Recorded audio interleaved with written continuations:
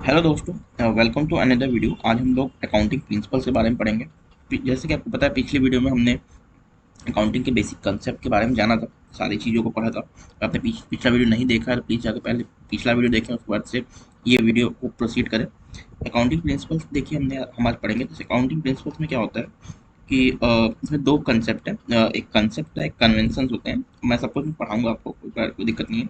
सबसे पहले देखिए, आपको कुछ फुल फॉर्म से वो याद करना है, जैसे ICAI, institute of chartered accountant of India.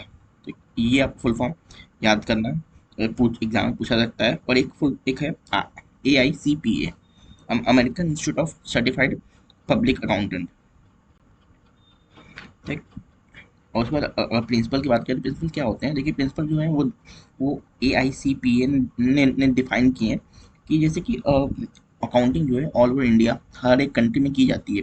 उसके लिए बेसिक स्टैंडर्ड जो सेट करना, उसी को प्रिंसिपल कहते हैं कि किस स्टैंडर्ड पे अकाउंटिंग हुई, क्या क्या उसका एक बेंचमार्क होगा, वो डिफाइन करता है ये प्रिंसिपल्स। ठीक है। अ जनरल लॉ और रूल अडॉप्टेड और preferred as a guide to action. कोई भी हम अकाउंटिंग में कोई भी ट्रांजेक्शन रिकॉर्ड करेंगे, उसका क्या क्या क्राइटेरिया होगा, क्या उसका एक स्टैंडर्ड होगा, उसको ये प्रिंसिपल डिफाइन करते हैं। ठीक। इसके देखिए दो कैटेगरी होते हैं। या तो एक अकाउंटिंग कंसेप्ट होता है, अकाउंटिंग कन्वेंशन होते हैं। देखिए, अकाउंटिंग कंसेप्ट क्या होता है, this are the necessary assumptions और postulate upon which the accounting is based. ये नेसेसरी एजम्पन्स होते हैं, कुछ एजम्पन्स लिए गए हैं अकाउंटिंग में, जिसके ऊपर पूरी अकाउंटिंग बेस्ड है। और accounting convention, these are the customer tradition guideline for the preparation of accounts.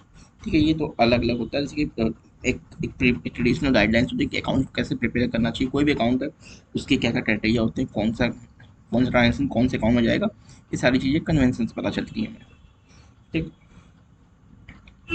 देखिए, फंडामेंटल ऑफ अकाउंटिंग एजम्पन्स। अगर अकाउंटिंग एजेंसी की बात करें तो देखिए, पहला एजम्पन जो हमारा गोइंग कंसर्न एजम्पन है। गोइंग कंसर्न, इसका ये मतलब है कि जो बिजनेस है वो हमेशा चलता रहेगा, कभी भी रुकेगा नहीं। कोई बिजनेस ओपन करता है तो ये सोच के ओपन नहीं करता है कि उसको हम 1 साल 4 साल बाद उसको बंद कर देंगे। ऐसा नहीं होता, बिजनेस हमेशा चलता रहता है, वो कभी भी रुकता नहीं है। It is assumed that the business shall continue for an indefinite period of time and there is neither any intention nor any necessity to close the business। ठीक।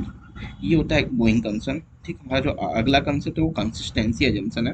According to this accounting practices and selected and adopted should be applied and constantly year after year. अगर कोई भी accounting practice use कर रहे हैं, suppose हम depreciation का कोई मेथड यूज कर रहे हैं, तो हर साल एक कंसिस्टेंट वे में होना चाहिए। ये नहीं कि इस साल कुछ और अकाउंटिंग प्रिंसिपल यूज करें, अगले साल कुछ और यूज करें। उससे जो होगा, हमारे जो एनालिसिस में प्रॉब्लम होती है। इसलिए कंसिस्टेंसी होनी चाहिए हमारे हमारे अकाउंटिंग मेथड में। ये कंसिस्टेंसी प्रिंसिपल बताता है। और अगला प्रिंसिपल अक्रूवल एजम्पशन है। According to this, revenue and expenses are recorded in the period in which they become due rather than when they receive or paid। Accrual concept हमारा देखिए ये बताता है कि कोई भी हमारा रेवेन्यू या एक्सपेंस है, जब वो जिस टाइम होता है उसी टाइम हम उसको अपने बुक्स ऑफ अकाउंट में रिकॉर्ड कर लेते हैं। ये नहीं कि जब हमें पैसे मिलते हैं तब रिकॉर्ड करते हैं, ऐसा नहीं होता। अगर हमने कोई भी प्रोडक्ट सेल किया तो हम उसको उसी टाइम अपने एक बुक्स ऑफ अकाउंट में रिकॉर्ड कर लेंगे। मे बी उसका जो पेमेंट है हमें 2 महीने या 3 महीने बाद मिले, उससे कोई फर्क नहीं पड़ता, लेकिन जब ये जिस टाइम सेल होता है उस टाइम हम अपने बुक्स पे रिकॉर्ड करेंगे। ये एक्रूवल प्रिंसिपल बताता है, एक्रूवल एजम्पशन जो हमें बताता है। अब नेक्स्ट जो है हमारा अकाउंटिंग प्रिंसिपल्स है। कुछ कुछ अकाउंटिंग प्रिंसिपल्स के बारे में पढ़ते हैं। पहला जो अकाउंटिंग प्रिंसिपल है, अकाउंटिंग अकाउंटिंग एंटिटी और बिजनेस एंटिटी प्रिंसिपल है। According to this, business is considered to be separate and distinct entity from the owner. जो ओनर होता है और जो बिजनेस होता है, दोनों एक अलग अलग होते हैं। ओनर और बिजनेस सेम नहीं होता है। ओनर हमारा अलग होता है, बिजनेस हमारा अलग होता है। ये अकाउंटिंग एंटिटी प्रिंसिपल बताता है। मनी मेजरमेंट प्रिंसिपल, देखिए अगला जो कंसेप्ट है मनी मेजरमेंट का है। According to this, only those transaction are recorded which can be express in terms of money. Books of account में हम वही ट्रांजेक्शन लिखेंगे जिसको हम मनी की टर्म में एक्सप्रेस कर सकते हैं, जिसको हम मनी की टर्म में उसको इवेल्युएट कर सकते हैं, वही ट्रांजेक्शन हमारे अकाउंट के बुक्स में हम रिकॉर्ड करेंगे। Accounting period principle, according to this, the economic life of an enterprise is split into periodic intervals known as accounting period, so that it so that its performance is measured at the regular period in India 1 April to 31 March. देखिए जो भी business होता है हमें एक accounting year होता है, उसके बेसिस पे हम उसको कैलकुलेट करते हैं। हर एक साल पे हम देखते हैं कि हमारे बिजनेस की परफॉर्मेंस हुई है, उसके उसके अकॉर्डिंग हमारे जो बुक्स होते हैं वो प्रिपेयर होते हैं। जैसे कि इंडिया में हम लोग 1 अप्रैल से हमारा हमारा जो बुक्स अकाउंट स्टार्ट होता है और 31 मार्च को ख़त्म होता है।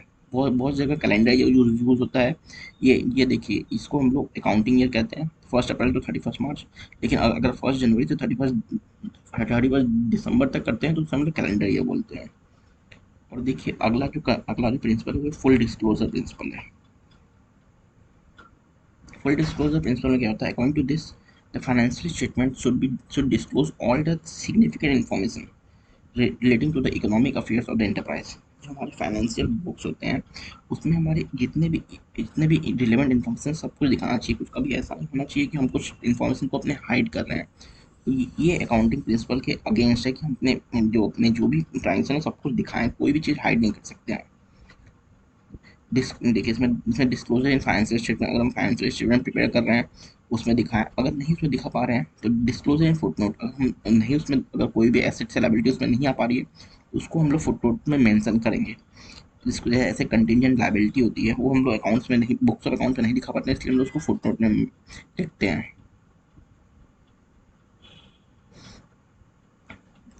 अगला जो प्रिंसिपल है वो मैटेरियलिटी प्रिंसिपल है। According to this all the relevant information which might influence the decision of the stake holder should be disclose in the financial statement. कोई भी इंफॉर्मेशन जो कि हमारे स्टेक होल्डर जो कि जिसका इंटरेस्ट है हमारे बिजनेस में उसको अफेक्ट कर सकती है, उसको हमें अपने बुक्स और अकाउंट में दिखाना चाहिए। ये हमारा मेटल प्रिंसिपल है। This principle is contradict to the full disclosure. ठीक। अगला है प्रूडेंस और कंजर्वेटिज्म।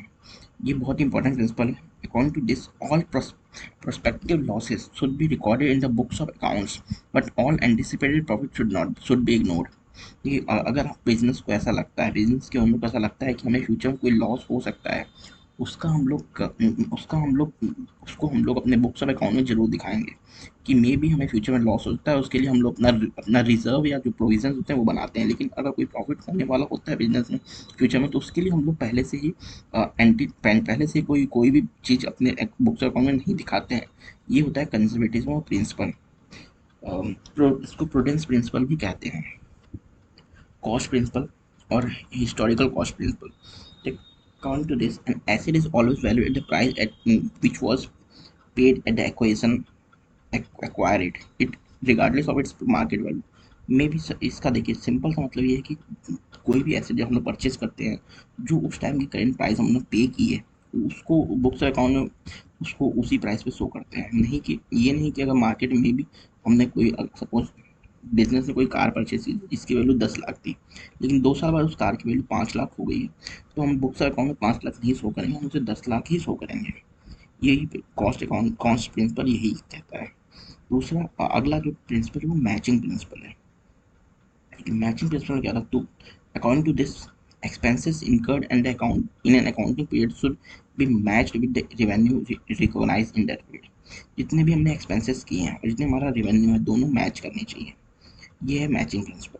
तो डुअल एस्पेक्ट और डुअलिटी प्रिंसिपल, ये तो आपको पहले से पता है। डुअल एस्पेक्ट, कोई भी बिजनेस ट्रांजेक्शन होता है उसके दो एस्पेक्ट होते हैं, एक डेबिट होता है, एक क्रेडिट होता है, वो भी इक्वल अमाउंट का होता है। ठीक। डुअल एस्पेक्ट प्रिंसिपल ये कहता है। अगला जो हमारा प्रिंसिपल है रिवेन्यू रिकॉग्निशन प्रिंसिपल है। According to this revenue must be recognized when a transaction has been entered into and the obligation to receive the payment has been established। देखिए revenue को हम लोग उसी टाइम रिकोगनाइज करेंगे जब हमारा ट्रांजेक्शन होता है और हमें पता चलता है कि मे बी इन फ्यूचर हमें पैसा मिलने वाला है, उसको उसी टाइम, ये सेम उसी प्रिंसिपल की तरह है। जब हमारा ट्रांजेक्शन होता है तो हमें उसी टाइम अपने बुक्स में रिकॉर्ड कर लेते हैं। और ये भी सेम रेवेन्यू रिकॉग्निशन प्रिंसिपल भी यही कहता है। ठीक। अगला है verifiable object concept.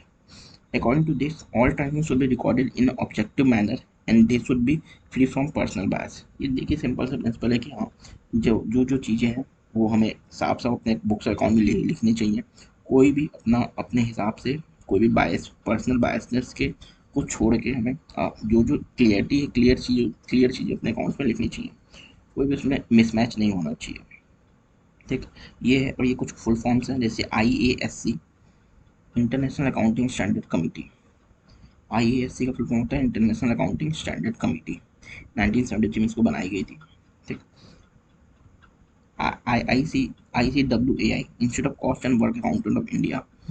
ASB, accounting standard board, April 1997 for accounting standard बनाई गई थी इसको। IFRS, international financial reporting standard. IASB, international accounting standard board, 2001 में इसको बनाया गया था। इसको इसको इसको रिप्लेस कर दिया। ये IASC का रिप्लेसमेंट ये है, रिप्लेसमेंट है ये IASB।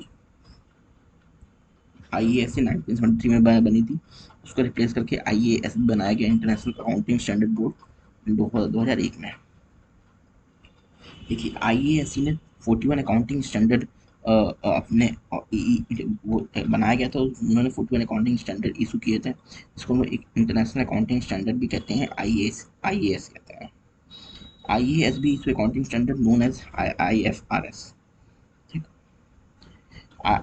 SIC का फुल फॉर्म होता है स्टैंडर्ड इंटरप्रिटेशन कमिटी। ठीक, international financial reporting interpretation committee. ये सारी चीज़ें हैं, ये सारी चीज़ें आप देख लीजिए। अगला जो टॉपिक हम पढ़ेंगे अकाउंटिंग इक्वेशंस, और उसके बारे में देखिए सारी चीज़ें हैं, ओरिजिन और ट्रांजेक्शन, कैसे ट्रांजेक्शन ओरिजिन होता है, क्या क्या चीज़ें होती हैं, डेबिट क्रेडिट कैसे क्या होता है, ये सारी चीज़ें हम पढ़ेंगे। ठीक, अगले वीडियो में हम पढ़ेंगे। आज की वीडियो में हमने प्रिंसिपल्स, अकाउंटिंग प्रिंसिपल्स पढ़े, उसके कितने कंसेप्ट हैं, कन्वेंशंस, दोनों चीज़ पढ़े हमने।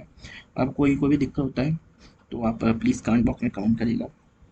मिलते हैं अगले वीडियो में। अगर आपको वीडियो अच्छी लगे तो लाइक करिए, और आपको और इसके बारे में अगर जानना है तो प्लीज़ चैनल को सब्सक्राइब कर लीजिए। हम डेली वीडियो लाते रहेंगे, इसमें हम आपको अकाउंट से धीरे धीरे सारा कुछ पढ़ा देंगे, इससे कि आपको बहुत अच्छी तैयारी हो जाएगी यूनाइटेड इंडिया इंश्योरेंस एग्जाम के लिए। और अगर आप EMRS भरें हैं, उसके EMRS में जो अकाउंट्स और फाइनेंस का सेक्शन आएगा, तो इसके लिए आपको बहुत अच्छी यहीं से तैयारी हो जाएगी। दोनों का सिलेबस सेम है, कोई दिक्कत नहीं होगा आपको। मिलते हैं अगले वीडियो में, तब तक के लिए गुड बाय।